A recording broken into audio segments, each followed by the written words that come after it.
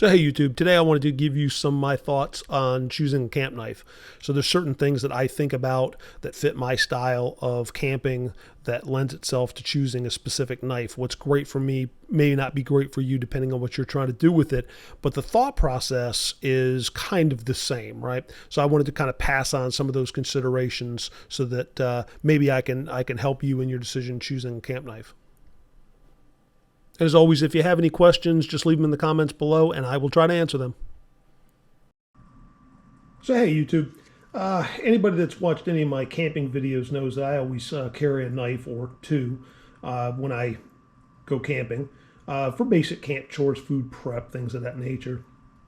And a few people have asked me why I use the ones that I do. And to be honest, I use a number of different knives depending on what kind of mood I'm in. So I'm a knife collector, have been for many, many years. I have over 700 of them. Now I'm an eclectic knife collector in the sense that I have knives like this that are heavy used, but then I have knives like these that are collector's knives and never get used. They stay in a pouch or in one of these Pelican cases. So I tend to gravitate towards whatever knife I'm interested in the moment. I may buy a new knife and carry it for a while, but there's kind of a general rule of thumb for me as far as what I'm taking as a camp knife.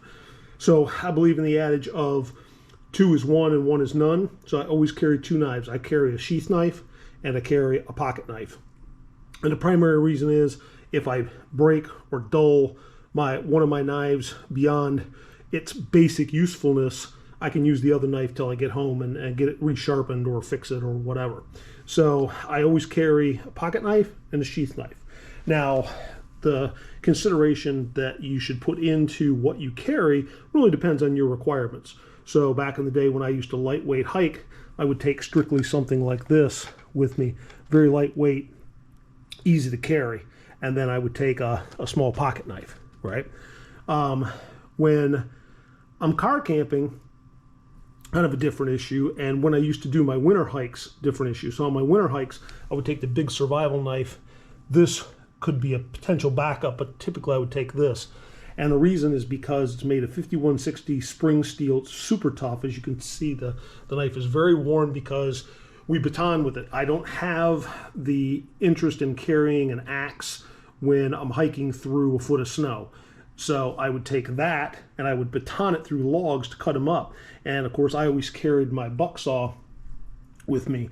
And with that and this knife, I could do all of the firewood prep for an entire weekend out in the snow. So that's a fantastic knife if that's what you're going for. Nowadays, I go with my Jeep and I have my electric, sometimes my gas chainsaw with me, plus I always have my buck saw and my tomahawk with me. I also have them all with me at all times. So I don't have the need for a big survival knife, so I don't find this very useful in my current style of camping. Even this knife is a little bit larger than what I would typically carry. So what I'm looking for when I'm looking at camp knives is typically something just to cut a piece of rope, maybe shave down a branch to create tinder, things of that nature, and I'm looking for some food prep.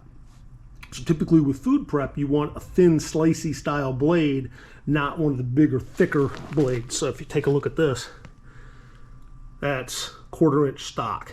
And that, because it's a broad blade, it will do the job, but it's, you try to cut something like carrots and you're gonna be having chunks of carrots flying everywhere. This is a little bit thinner, but it's still a little bit beefy for what I need camp chores. It's a perfect example here. This Hinderer, very thick stock, very nice knife, absolutely gorgeous, but it's not necessarily the best camp knife for what I'm doing nowadays. So you always want to consider the fact that you need good grip, especially if you're going out in cold weather. So you want to be able to hold the knife with gloves on. If it's a pocket knife, you want to be able to deploy it single-handedly with gloves on. So you're looking for something that's easy. You want to actually have it retained well in your pocket. So this has got a rubbery handle and a deep pocket clip, so it go deep in your pocket. Brush wouldn't pull this out. For this, obviously you want a blade that you can, or a handle that you can control the blade width, and it's big enough to get a good grip, but not too large to where your grip sacrificed. And then from a sheath perspective, you got to keep in mind that you're probably going to get moisture on the blade, and like this particular blade 5160 is prone to rust if you're not taking care of it, so make sure you wipe it down. But then even if it's got just a little moisture on it, you put it in this sheath, it's got a plastic liner with a drain hole in it that'll keep the moisture away from the blade. So those are some of the considerations. As far as blade steel goes, I tend to be a steel snob. I'm always looking for something kind of exotic, if you will, and it changes over the years, obviously. But typically, the harder the steel, the better it's going to do retaining the edge. It's not going to dull as quickly. And if it's a strong steel, they can mill it down thinner, and then you're going to have that thinner blade that's better for food prep. So let's kind of talk about these knives that I've got out here. So the top one is the Buck Hoodlum. Said it's made of 5160 steel, $220. The next one is K-Bar, and it's a full-size Bowie. It's made of 1095. That's only $90. So obviously there's a huge difference in price as well. So if you're a little bit budget-minded, you'll have to make a choice based on that. But neither of them are bad choices. The Hinder Ranch Bowie is the next one. It's made of 3V steel, very high quality steel, but it's $350. Once again, I would not really take that out to abuse it with any serious camp chore, especially like in the winter. But the 3V steel would do well resisting the rust. The next two are Mora knives, and they're fantastic knives for basic camping. The top one is a cancelable, and it's only $55. The other one is the Companion. It's only $29.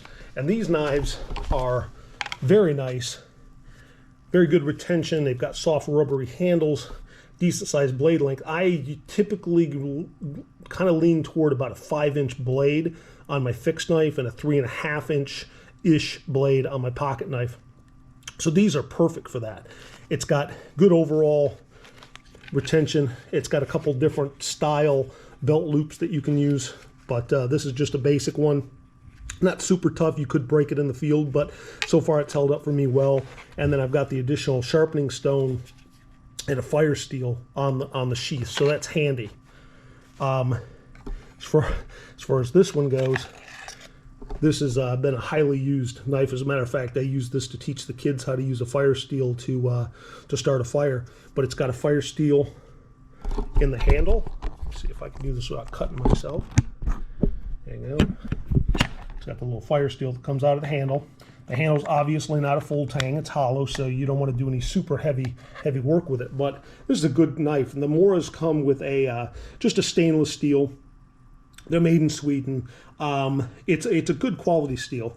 Talk about fire steels, you see there's little nicks and scratches on the back. You got to have a 90-degree angle if you want to use this against a fire steel. Most Moras have that, but you want to check to make sure. But it does leave quite a bit of residue on the blade, as you can see. Now, a lot of that can be cleaned up if you want to get some steel cleaner and buff that out. But I typically like to use fire steels like this that have a lanyard on them and a striker attached. That way I don't have to use my knife. And then the Outdoors Boys YouTube channel recommended this, and this is pretty cool. So it's a blast match. So it's spring loaded. This cap flips around over top of it, snaps down, nice and compact in your pocket. But when you press this and you scrape against it, it will create sparks. So it's one-handed operating, and I do like that. It's kind of neat. I just started using that one. So those are good fire steel options. But like I said, I'm kind of a knife snob. I do actually carry this one in my get-home bag, along with the Tomahawk and my buck saw are always in that bag with tinder and water filtration, emergency food and water source. So I carry a lot of stuff in that in my vehicle all the time. So those things are always with me. But I don't carry this in camp a whole lot. What I've been carrying for the most part is this Benchmade. So this is the Benchmade Anonymous. It's made of Crewware, which is a very new styled steel, very capable. It is coated. Not maybe a super fan of coated, but in a camp knife, it's good because it helps keep the moisture away from the blade. And Cruware is fairly rust resistant. But this is a really good handle. I can get a good grip on it. It's got the little jimping on the back so you can get your thumb on it to do any closer style work. It's very sharp, maintains a good solid edge. It's in that 5.5 blade length. Then it's got this Kydex sheath, so it doesn't hold the moisture against the blade. It's got a fire steel loop, so I put the fire steel in there. And in the cap of this fire steel, I've got some emergency tinder. It's got good belt retention, and it stays fairly secure in the sheath. But that's probably the one thing you got to be careful of with this knife. It's a little bit looser. It doesn't snap in as firmly like this K-bar. It's actually difficult sometimes to get it out of the sheath. The sheath wants to pull up before the knife releases. But this is a really good knife. I've been using it a lot lately. And the Benchmade Anonymous is $261. A little bit pricier, but this is a good knife. I've been using it a lot. So this is the Bark River Ultralight Field Knife. It's also a 3V steel, very good steel, but it's a little snazzy, and I almost hate to take this out, especially winter camping. It's just a beautiful knife. Plus, with the sheath, it's leather, so it's definitely going to hold the moisture against the blade, and you're going to have to be very careful to make sure that the blade is extremely dry. And the Bark River Ultralight Field Knife is $285, so it's a little bit pricier a blade. This is an interesting option. This is a Spyderco Mule Team knife. It's made of M398, which is a good steel. It's a little smaller blade, very slicey. It's got a very fine tip, so you got to be careful not to break that tip. But I would probably recommend something like this as a camp knife if you were going to go out with just a single knife, because this would basically replace your pocket knife. And then once again, it's got a really nice sheath. It's got a great belt attachment here, and it's got a drain hole, so it'll keep the moisture away. So from a pocket knife perspective, as I said, what you want to look for is something you can hold in your hand well. So this one I've got in my pocket is a Gerber Studio. And this is a very budget-minded knife for what it is. It's S30V steel, which is, in my opinion, the bare minimum you want to go. It's a good solid steel, holds an edge well, very corrosion resistance. It's got a good handle with some good grip. I can hold this with gloves. I can deploy it one-handed. And this is a fantastic knife for $100. Gerber's not necessarily known for super good knives, usually more of the budget knives, but they've been changing their ways lately, and that's a really good knife. Now, this next one is an example of a knife that is kind of cool. The Demco AP 2015. It's also in 3V steel. Very nice knife, one-handed opening, but it's got a very unique locking mechanism, which is very strong, but also hard to actuate with gloves on. The handle is very thin, and it's got a smooth carbon fiber material on the scales, so it's a little bit more slippery if you got into wet circumstances. Be a lot harder knife to deal with. And the Demco comes in at $265, so it's a little on the pricey side. Probably not the best knife for a camp knife. The next one is probably my all-time favorite. So that's a Hogue MK1 G2. It's a Doug Ritter RSK. So it's a special edition. Sometimes they do come out with a new batch of those, but they tend to be hard to get. But it is in an M390 steel, which is a fantastic steel, holds an edge very well, corrosion resistant. The handle is perfectly molded. I absolutely love this knife. I can deploy it single-handed in gloves. It's got the axis lock from Benchmade, which is no longer patented, so knife makers are using it quite a bit. And I tend to like it. I use it on a lot of my knives.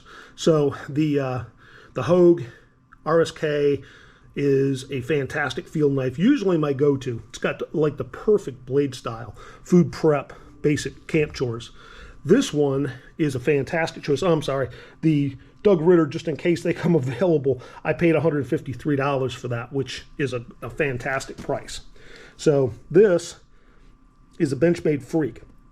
It's also made of S30V steel, so minimum requirement. Very nice blade, holds an edge well, resists corrosion. It's got that same axis lock. easily deployed. It's got a rubberized handle, which makes retention extremely nice. You can definitely hold on to this even if your hands are wet. Fantastic knife. And this one, there's a couple different versions of the Freak that have different handle materials. This is the one I would get for basic camp chores. It's only $124. Very nice knife. Some of the knives that you see, this is a Strider MSC. This is an expensive knife. So this is about a $2,000 knife. This is a Skiff-made blades knife, another $2,000 knife, customs. These are full custom knives. This is another one of my custom knives. This probably runs about $1,500. Obviously, those are knives that you don't want to take out. But then you get into your run-of-the-mill stuff, and there's reasons why I like these knives, reasons I don't for field use. So this is a really unique blade shape. It's a good blade steel, but it's very slick handles. Once again, a locking mechanism that isn't super easy to use with gloves. This is a top flipper Spyderco knife. Another really nice knife. Love to carry this on a daily basis, but because of the top opening, it's got a button lock, but that top flipper probably isn't the best thing to use with gloves. And then this is a fantastic knife. It's got a standard flipper tab on it, so easy to deploy, a little bit smaller. It's got the button lock, but very slick scales. So that's kind of the rundown. I've got a lot of other knives, all really good. This is probably, minus the custom stuff, this is probably the stuff that I carry the most often. And of course, I also tend to carry a method of sharpening with me just in case. In this little black case here, I carry a little diamond sharpening stone just in case I get a little burr on the blade, which renders it pretty much useless for high-end cutting if you're going to slice something. So I carry this, just a quick easy run across that will take most of the burrs off. Anyways, there's the collection and kind of my logic on what I use to choose a field knife or two. And ask any questions that you've got in the comments. I'll be more than happy to answer them.